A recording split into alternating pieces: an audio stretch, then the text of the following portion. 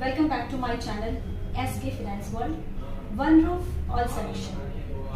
जैसे कि मैंने प्रॉमिस किया था लास्ट वीक, मैंने मिस्टर अखिलेश सिंह जो एनजे के ब्रांच मैनेजर हैं, उन्होंने एक ब्रीफ दिया था कि आप किस तरह से म्यूचुअल फंड में इन्वेस्टमेंट कर सकते हैं और किस तरह से अपने फियर से बाहर आ सकते हैं।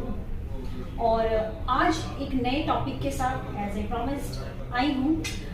मिस्टर मोहित ओझा है, मेरे यूनिट मैनेजर है and he is very dedicated towards mutual fund. Banking से इनका बैकग्राउंड है, बैंकिंग में काफ़ी अच्छा टाइम दिया है और पिछले 2 साल से ज़्यादा हो गए इनको एनजे के साथ जुड़े हुए। और आज ये बहुत ही खूबसूरत सा टॉपिक, बहुत ही अच्छा टॉपिक बताएंगे जो कि अभी लोगों में अवेयरनेस नहीं है इसकी। जिस तरह से जब SIP आया था लोग डरते थे, उसी तरह से आज वो जिस टॉपिक को बताएंगे वो बिल्कुल ही नया और बहुत ही अच्छा होगा। सो आज जानते हैं। Hello Mohit ji. Hello ma'am, thank you for your kind words. Thank you sir. तो सर अभी आपसे जानना चाहेंगे कि अभी क्या क्या राइट एसेट क्लास हैं जिससे कि लोग एक रेगुलर इनकम बना सकते हैं, रेगुलर इनकम क्रिएट कर सकते हैं।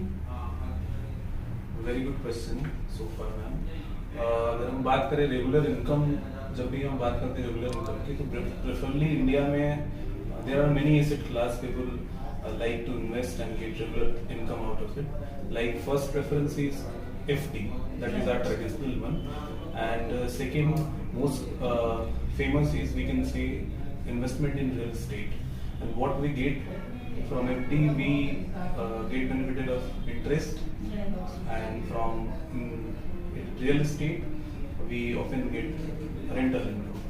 But one more option is there. We can, I hope you have heard that option, SWP, Systematic Withdrawal Plan. Definitely sir, मैंने तो सुना हुआ है पर मेरी ऑडियंस में बहुत से लोग इसके बारे में नहीं जानते हैं। SWP जैसा कि उन्होंने बताया, SWP बेसिकली थोड़ा कंफ्यूजन है लोगों को कुछ। SWP and SIP।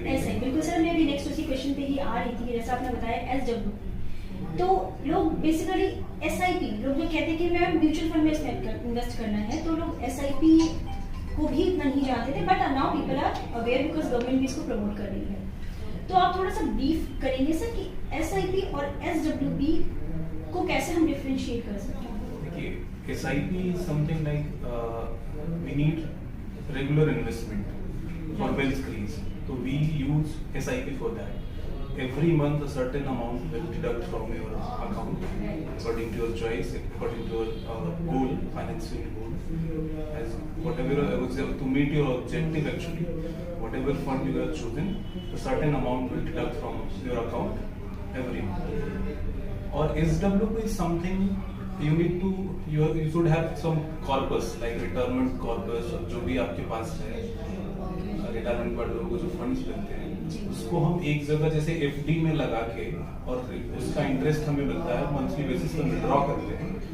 इसमें क्या होता है, आप इस सर्टेन अमाउंट 6 to 9% के बीच में कुछ भी विड्रॉ कर सकते हैं। If you take 6% lower size का, जो हम अगर ले 6% का एग्जाम्पल से मैं समझा रहा हूँ। Suppose you are having 10 lakhs of rupees और you have invested in FD, you will get interest out of it, and also you have to pay tax on that according to your tax slab. Suppose you are high tax slab, you have to pay 30% tax. But in SWP, that we call systematic withdrawal plan, इसमें TDS भी नहीं कटता है। और जो tax की बात करें तो इसमें tax efficient is very less tax, we can say. तो उसमें एक और एक बेनिफिट है। फिर लिक्विडिटी की जो मेन प्रॉब्लम होती है, हम कहीं भी इन्वेस्टमेंट करते हैं तो लिक्विडिटी सोचते हैं। FD में क्या होगा, आपका पैसा ब्लॉक हो जाता है सर्टेन पीरियड।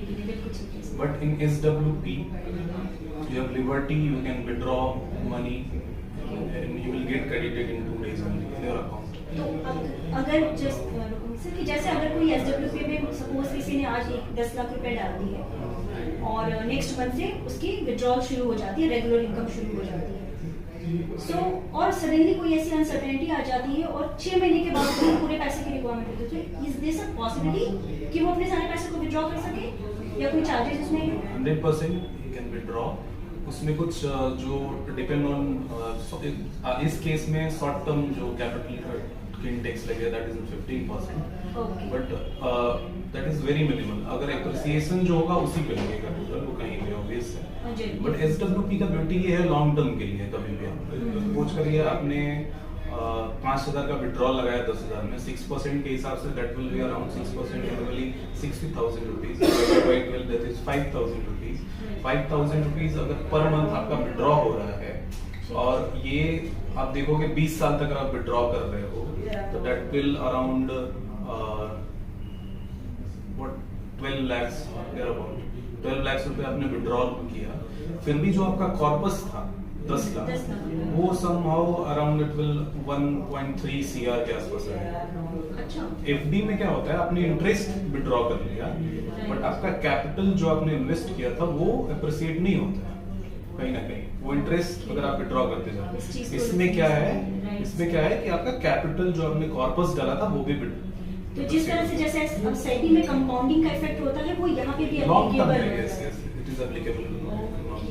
अगर आप इसको कंपैरिजन करिए रियल स्टेट्स, जो बेसिकली किसी के पास 50 लाख रुपए उसके हैं और उसको फ्लैट खरीदा, उसको रेंटल इनकम पे दिया, but there is a problem of liquidity. Suppose आपको 20 लाख रुपए की जरूरत पड़ गई immediately, it is not possible to withdraw 20 lakh from 50. Exactly. 50 lakh property. You have no choice. Can't sell kitchen or you can't, one room or drawing. yes. You can't sell any portion of the flat. You have to sell fully. ठीक है, तो ये एक problem है इसमें. फिर some time क्या होता है, you have a difficult to get tenant. This is very good. हो सकता है साल में पूरे साल के लिए टेनेंट नहीं मिले, तो कहीं ना कहीं there will be a hurdle in your regular income. तो अगर इसको पूरा कंसिडर करा जाए तो कहीं ना कहीं SWP is the best option we can say. ठीक है सर, यानी कि एसडब्ल्यूपी एक बेटर ऑप्शन है कंपैरिजन टू प्रॉपर्टी और एफडी और आरडी के. तो इफ यू कंक्लूड, एसआईपी में पैसा आपके अकाउंट से पर मंथ कटता है और वो इन्वेस्ट होता है. एसडब्ल्यूपी में जो आपने कॉर्पस इन्वेस्ट किया है वहां से रेगुलर इनकम के तौर पे पैसा आपके अकाउंट में आता है. वेरी नाइस, बहुत ही अच्छे से आपने इसको एक्सप्लेन किया. सर एक क्वेश्चन सिर्फ इसमें लास्ट पूछूंगी आपसे, कौन सा एसेट क्लास है राइट, लोग इस चीज को कैसे जज करें कि मेरे लिए किस एसेट क्लास में इन्वेस्ट करना इज द बेस्ट ऑप्शन? जब भी हम एसेट क्लास की बात करते हैं, जहां भी आप इन्वेस्टमेंट करें, that asset class beat inflation और taxation, beats the next source. Second, आपके पास फ्लेक्सिबिलिटी है क्या, whenever you want to withdraw money, certain portion of your corpus you can withdraw it easily. अगर ऐसा है तो वो सही है. और सभी एसेट क्लास ठीक है, depend on your suitability, time duration. तो इसमें अगर हम देखें एसडब्ल्यूपी में टैक्स बेनिफिट जो होता है हमेशा, वो बोलते हैं ना कि वो पैसा किस काम का जो समय पे काम है. बिल्कुल सही. ठीक है, तो ये हाईली लिक्विड है, टैक्स एफिशिएंट है. सपोज आप हाईएस्ट टैक्स ब्रैकेट में आते हो और तो आपको 30% टैक्स देना पड़ता है हर एसेट क्लास में. इसमें 10% बोला जाता है कि if you work for money you have to pay 30% tax according to if you comes to that tax bracket. But if your money works for you have to pay 10% tax on that is the answer. सकते हैं जहाँ पे आपको एक regular income भी मिलती रहेगी, plus आपने जो रखा है वो अमाउंट भी ग्रो करता रहेगा. सो ज़्यादा जानकारी के लिए YouTube चैनल पे आप मेरे सब्सक्राइब कर सकते हैं और मिलते हैं फिर नेक्स्ट वीक एक नए टॉपिक के साथ. Thank you.